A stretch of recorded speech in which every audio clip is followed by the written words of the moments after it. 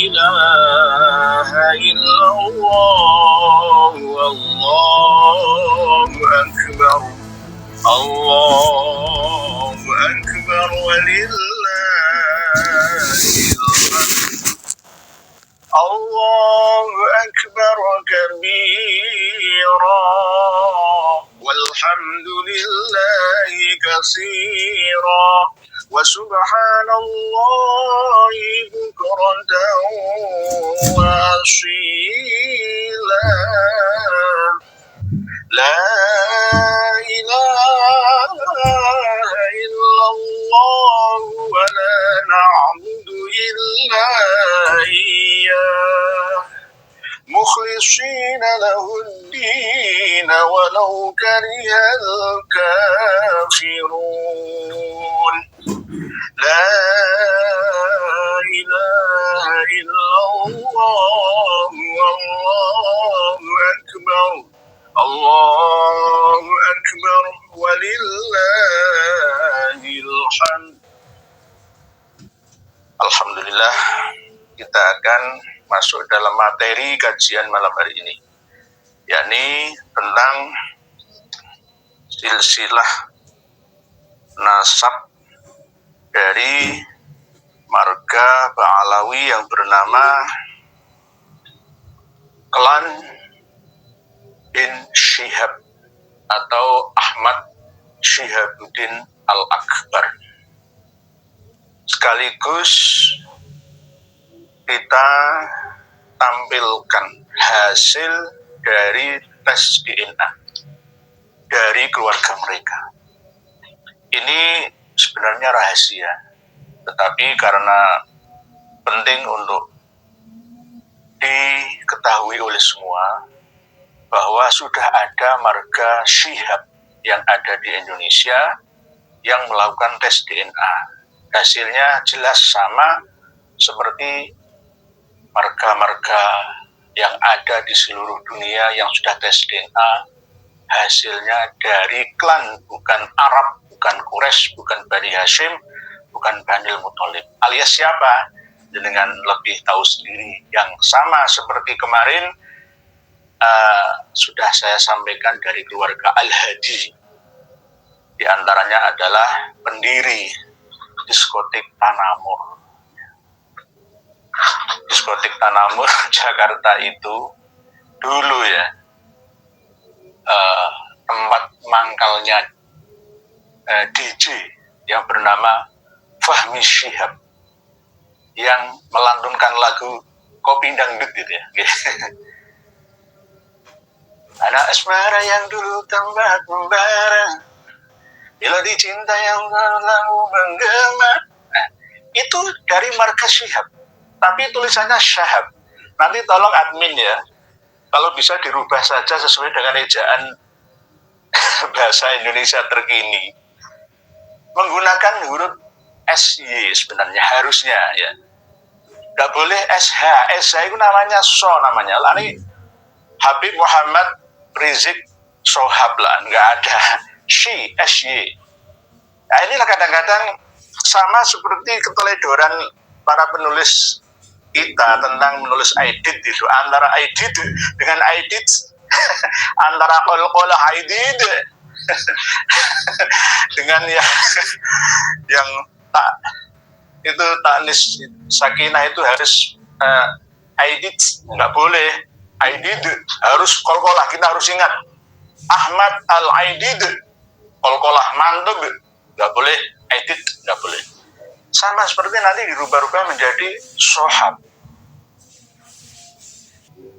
Syihab atau Syahab. Nah, antara Syih dan Syah ini kan ya tergantung. Sama dengan Ali Kholi Kisam yang asli, tapi kadang-kadang diucapkan Ali Kholi Kosan. Nah, sama seperti ini. Jadi Fahmi Syihab Indonesia lah ya, bukan yang Fahmi Syihab Malaysia, bukan. Fahmi Syihab pelantun lagu Kopi Dangdut yang tahun 2008 yang lalu itu pernah ya dimasukkan penjara oleh pemkap Pemda Sumatera Selatan ya, Palembang, gara-gara mangkir ya. karena salah perjanjian ya 2008 yang lalu. Jadi marga Syihab yang ada di Indonesia itu beda-beda jalurnya. Kalau Habib Muhammad Rizik Syihab itu berasal dari ayahnya Husain Syihab dari Palembang. Dari Palembang. Kalau keluarga Syihab, Prof. Quraish Syihab, Alwi Syihab, Najwa Syihab itu dari Syihab Makassar, Sulawesi Selatan. Beda. Lah Ustaz kok tahu ya, saya punya bukunya semua. Oleh sebab itu nanti akan kami tampilkan kitab Khidmatul Ashirah. Kitab Khidmatul Ashirah ini yang merangkum nama-nama klan dari Ba'alawi semuanya. Ulama kiai-kiai kita harus punya. Kalau nggak punya minta ke saya kasih PDF-nya. Khidmatul Ashirah. Ini penjelasan ringkasan dari Syamsul Dhahirah. Ini pegangan utama dari Rabithah Alawiyah. Harus punya. Jadi dari Palembang. Jadi mohon maaf nih, ini nanti kita bukan mentelanjangi, tapi mempelajari, mengetahui tentang kesucian dzurriyyah Nabi supaya tidak dikotori oleh orang-orang genah ini. Ini yang kami jadikan sebagai minat, moto dan semboyan kami untuk menyampaikan ini. Bukan ngurusi nasab orang lain, bukan. Untuk apa ngurusi nasab orang lain, urusan nasab, enggak. Yang menjadi ya kewajiban atau fardu kifayah bagi kami ini adalah meluruskan.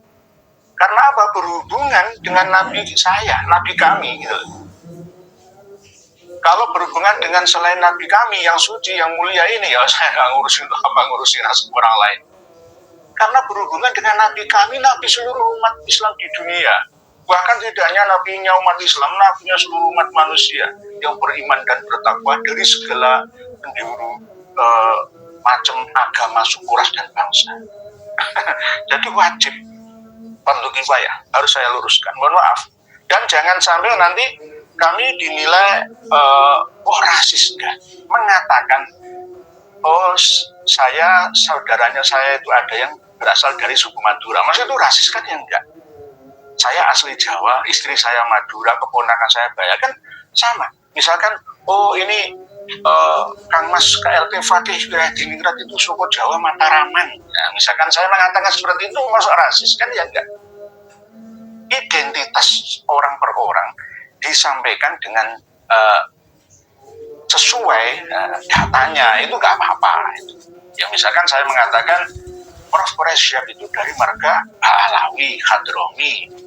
Dulunya adalah leluhurnya itu berasal dari Makassar, hijrahan dari ya Palembang, ya Sulawesi, dari Aceh, ya Malaka, ya dari Hadramaut sana. Kan masa ini termasuk bagian daripada rasis kan? Ya tidak.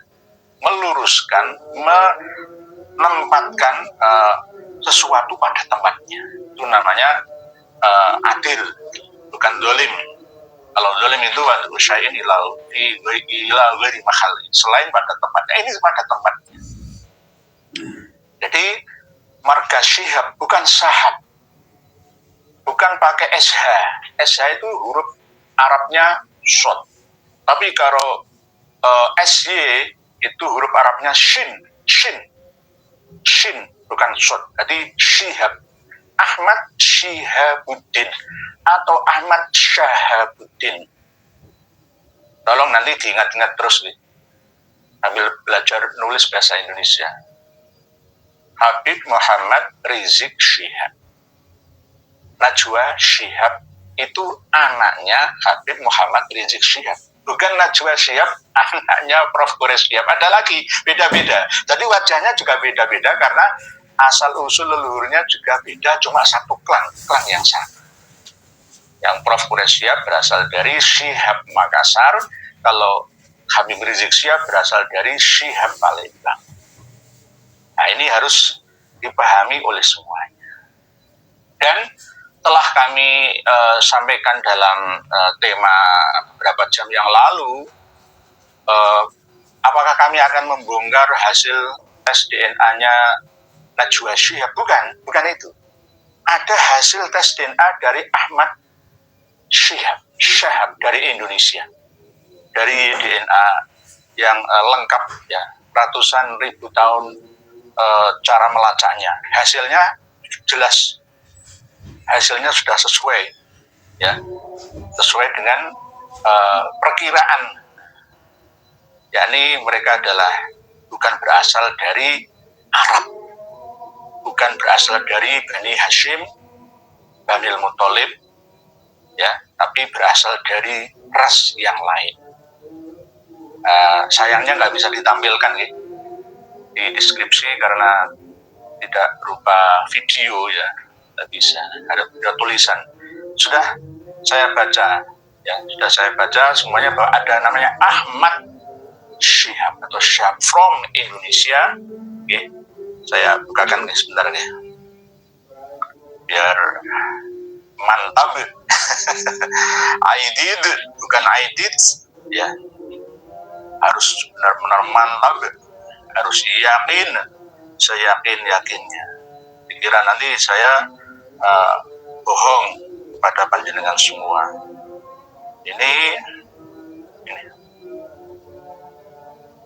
Ini pernah di setting, tidak bisa diakses oleh orang lain, oleh beliau dari Rabitatul Alawiyah ya, dan saya bisa membukanya. Ini dari Ahmad Shihab atau Shihab, keluarga Syekh Shihab from Indonesia, hasil tes DNA-nya GM201, tidak J1, tidak J2 atau O atau R atau S atau apa, enggak, jadi jelas. Jadi ini yang paling ya taat dengan Habib Muhammad Rizik Syihab dari keluarga marga Syihab.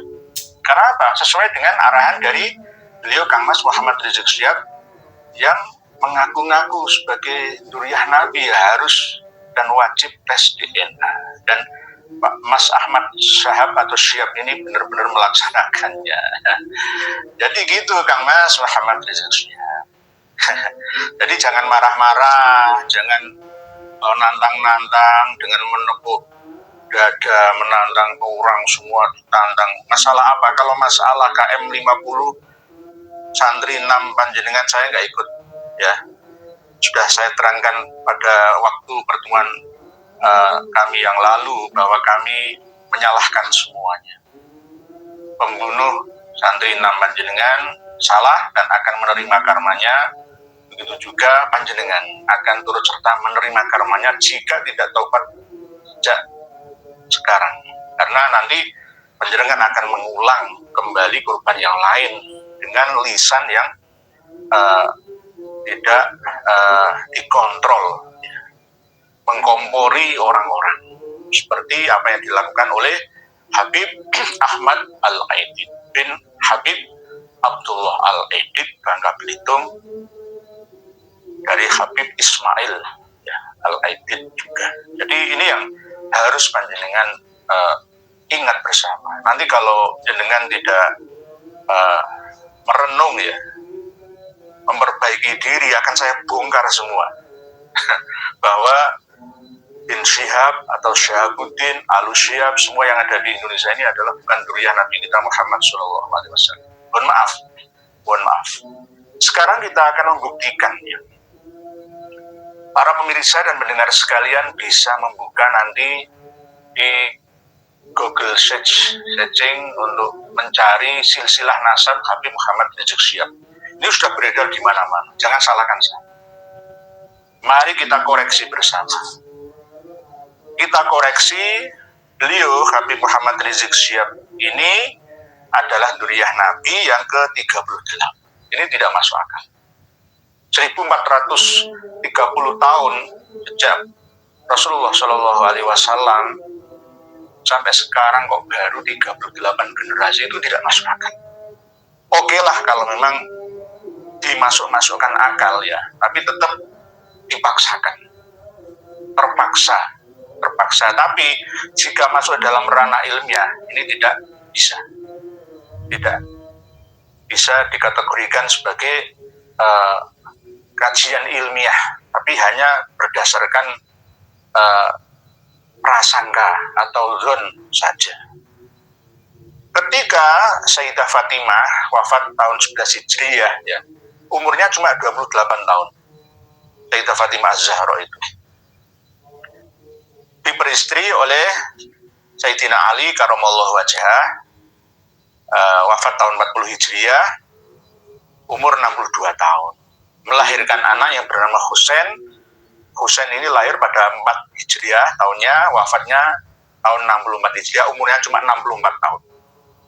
Ali Zainal Abidin, terus sampai Muhammad Al-Baqir, ini generasi yang keempat, kalau dari Rasulullah generasi yang kelima. Itu masih normal. Dalam satu abad ada 5 generasi. Anak, cucu,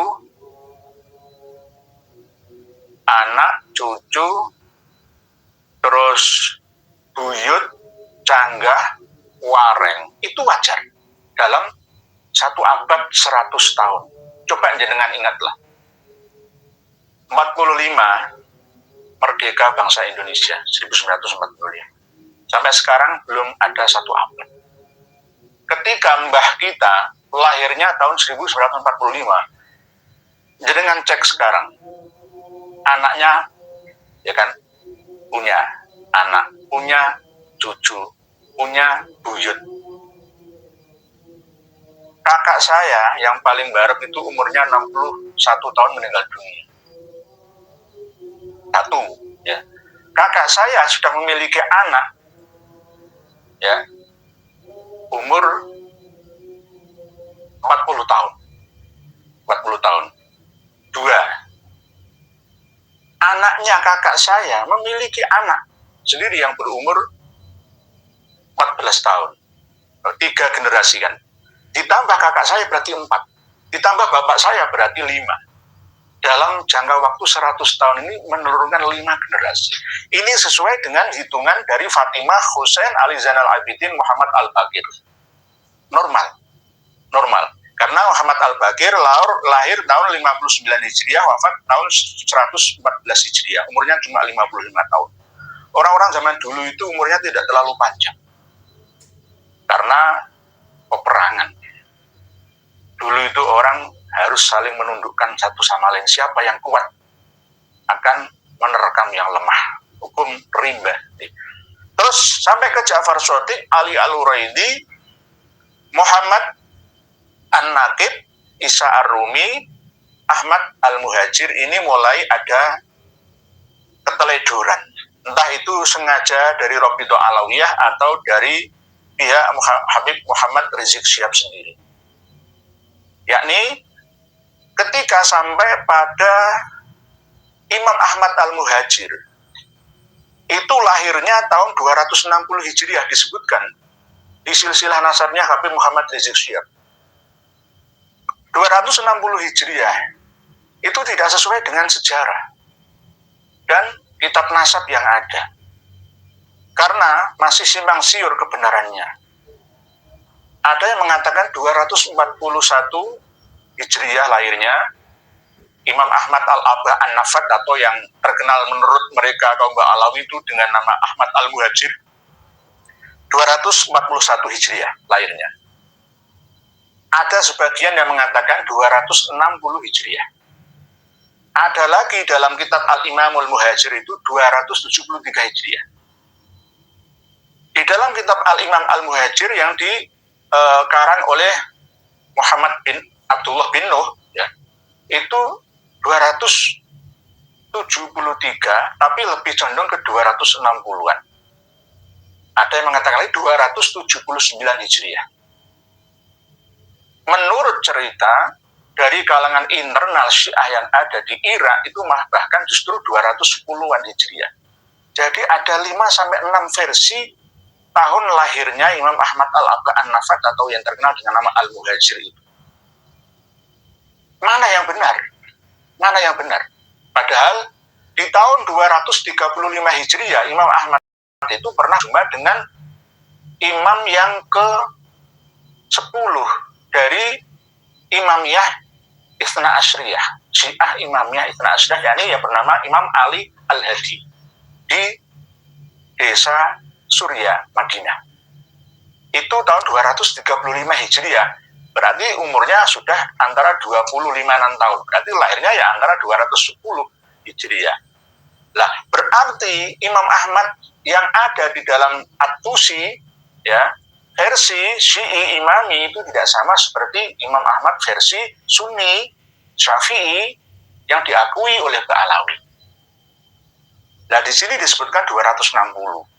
Wafatnya kompak 345 Hijriah, umurnya 83 tahun. Oke. Sekarang ke Ubaidillah. Nah, ini kan leluhurnya Habib Muhammad Rizik Syihab. Kita kupas bersama. Nanti kalau macam-macam ya jatuh semua. Sudah saatnya terbuka nih. Ubaidillah di sini disebutkan lahir tahun 320 Hijriah. Jelas tidak masuk akal. Tertolak secara ilmiah. Kenapa tertolak? Menurut sejarah bahwa Ubaidillah bersama dengan anaknya yang bernama Ismail yang lahir di Basrah, Irak, itu turut serta hijrah dari Basrah ke Husayyisah lewat Makkah wal Madinah, lewat Madinah sampai ke Mekah. Lah, 317 itu hijrahnya. Kok di sini lahirnya 320, berarti umur 3 tahun. Umur 3 tahun kok punya anak Ismail atau Basri itu bagaimana? Coba dipikir bersama. Nggak masuk. Nggak ilmiah. Nah, ini terkenal dengan ilmu kotak atik gadok matuk. Nggak ada standarnya.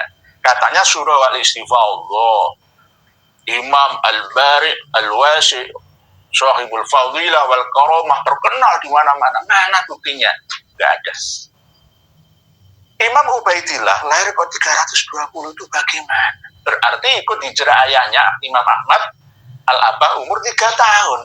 Lah umur 3 tahun punya anak yang bernama Ismail, masuk apa enggak? Enggak masuk. Enggak masuk. Kalau hijrahnya Imam Ubaidillah umur 23 tahun itu masuk. Berarti bukan 320 Hijriah. Ada yang mengatakan lahirnya Imam Ubaidillah itu 295 Hijriah. Jadi ini nggak masuk, ya, nggak masuk, gagal. Yang pertama corek, yang kedua corek gagal di generasi yang ke-9 dan 10. Sekarang ke generasi yang ke-11, Ubaidillah memiliki anak yang bernama Alwi. Lah, Alwi ini lahirnya tahun 350-an, wafatnya 400-an. Ini nggak jelas juga. Saya belum menemukan. Walam atif ala tarihi wafatihi itu menurut Abu Bakar Asyili Al-Masyura'ur Rawi abad 11 Hijriah. Tidak diketahui lahirnya Imam Alwi itu tahun berapa, wafatnya juga pasnya tahun berapa. Perkiraan 400-an.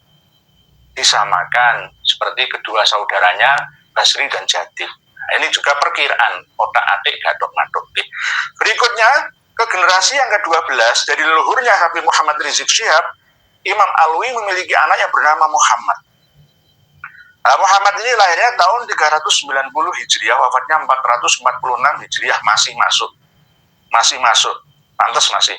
Ketika Muhammad memiliki anak yang bernama Alwi, lahir 450 Hijriah, wafat 512 Hijriah. Alwi memiliki anak yang bernama Ali Kholi Kisam, yang terkenal dengan ketika tahiyat, yang membaca sholawat assalamualaikum ayuhan nabi wa rahmatullahi wabarakatuh, itu dijawab langsung oleh Rasulullah, waalaikumsalam ya Syekh Ali Ba'alawi. Ali Kholi Kisam ini di sini disebutkan lahirnya 470, terus wafatnya 529. Ini jelas juga tidak masuk akal. Umurnya cuma 50 tahun, nggak masuk akal, nggak ilmiah. Kita coba cocokkan dengan kitab Ar-Raudhul Jali saja. Ali Kholi Kisam itu wafatnya tahun 507 kalau di sini. Ada 527, ada 507, ada 529, ada wafatnya 729. Mana yang benar? Nah, inilah yang namanya otak-atik gatuk matuk. Ar-Raddul Jali, coba jalan lihat. Halaman 128. Wafatnya itu 507. Jelas nggak masuk. Yang asli sesuai dengan Tabaqatul Khawas, Abdul Latif As-Sirji Az-Zabidi itu 729 Hijriah wafatnya Imam Ali Khalid Isam. Ini di otak-atik lagi wafatnya 529 Hijriah, tidak sesuai dengan Ar-Raddul Jali yang 507 Hijriah. Nah ini, terus ketika Imam Ali Khalid Isam memiliki anak yang bernama Muhammad Shahib Mirbad, ya, ini lahirnya 500 Hijriah, wafatnya 550. Diperkirakan genep-genep semua, umurnya 50, 60, 55, 56, 55 gitu. Gak ada yang ganjil. Terus ini yang paling tidak masuk akal. Pada generasi yang ke-16 dari leluhurnya Habib Muhammad Rizik Syihab itu sampai ke Ali yang menjadi ayahnya Muhammad Al-Faqihil Muqaddam. Ali yang terkenal dengan nama Walidul Faqih itu lahirnya tahun 630, terus wafatnya tahun 690. Padahal bapaknya Ali ini wafatnya tahun 550. Orang yang sudah meninggal dunia lama, hampir 80 tahun, kok masih memiliki anak? Ayo, masih memiliki anak yang bernama Ali Walidul Faqih. Jangan nanti koreksi sendiri gitu. Muhammad Shahib Mirbad itu lahirnya 500 Hijriah, wafatnya 550 Hijriah. Umurnya 50 tahun. Lah, 550 itu sudah wafat, tetapi memiliki anak yang bernama Ali yang terkenal dengan ayahnya Muhammad Faqihil Muqaddam, lahirnya 630. Itu gila. 630 itu Muhammad Shahib Mirbad sudah meninggal dunia perkiraan ya 60 tahun. 80 tahun ya. 550 tambah 80 tahun. Sudah meninggal 80 tahun itu masih memiliki anak yang bernama Ali Walidul Faqih. Gitu. Lalu ini yang paling menggemagongkan lagi. Ali Walidul Faqih memiliki anak yang bernama Muhammad Al-Faqihil Muqaddam yang terkenal.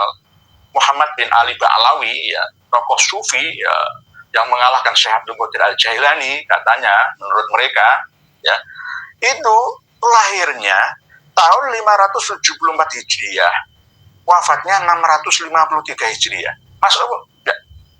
Nggak masuk.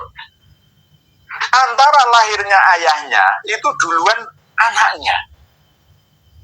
Ayahnya itu lahirnya 630, anaknya lahirnya 574. Itu gitu. Jelas nggak masuk akal. Cocokkan semualah. Buka sendiri daripada nanti saya dikira ngarang-ngarang dewi. Jadi nggak masuk sudah. Ini jika sampai saya telusuri semua ke Habib Muhammad Rizik Syihab itu jelas. Ini corek semua, gagal. Gagal menjadi Nuriyah Nabi berdasarkan silsilah nasabnya. Tidak ilmiah, tidak masuk akal, tidak masuk akal. Tolong dibenahi lagi kalau toh mau diakui secara ilmiah, ya. Tolong dibenahi lagi. Jelas salah, ya. Salah. Siapa yang menyalahkan? Ya standar. Orang wong wis mati puluhan tahun kok masih memiliki anak, itu bagaimana? Ya itu.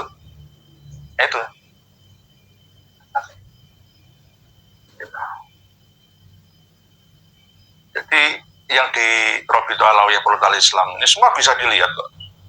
Semua bisa melihat. Nggak ada yang ditutup-tutupi lagi. Jelas. Nah ini cuma tahunnya itu nggak sinkron lah, sudahlah. Coba dipikir-pikir bareng. Yang ini. Wong ayahnya itu lahirnya lebih duluan anaknya, no tak masalah. Atau yang sudah meninggal dunia lama puluhan tahun masih bisa memiliki anak itu. Ini sama dengan halusinasi, sama dengan penyakit malikhulia, sama dengan itu. Jadi mohon maaf, tidak ada kejahatan yang sempurna. Walaupun sudah berjalan lama, diyakini syuhra wal istifadah oleh banyak orang, tetap akan ada kelemahannya. Karena apa? Akan terjatuh dengan sendirinya. Karena kesalahannya sendiri, menggali lubang yang akan dimasukinya. Saudara-saudariku semuanya, para pemirsa dan pendengar sekalian, ini saya sertakan kitab Khidmatul Asyirah. Kitab Khidmatul Asyirah ini dikarang oleh Al-Ustadz Al-Jalil As-Sayyid Ahmad bin Abdullah As-Segaf Al-Alawi tahun 1964, sebelum meletusnya G30 SPKI. Dikarangnya di Jakarta, Indonesia, oleh Rabithah Alawiyah. Tahun Hijriahnya 1384, sesuai dengan tanggal 11 Juli 1964. Di sini disebutkan ada Qabail atau Qabilah, klan-klan dari Pak Alawi itu sejumlah 346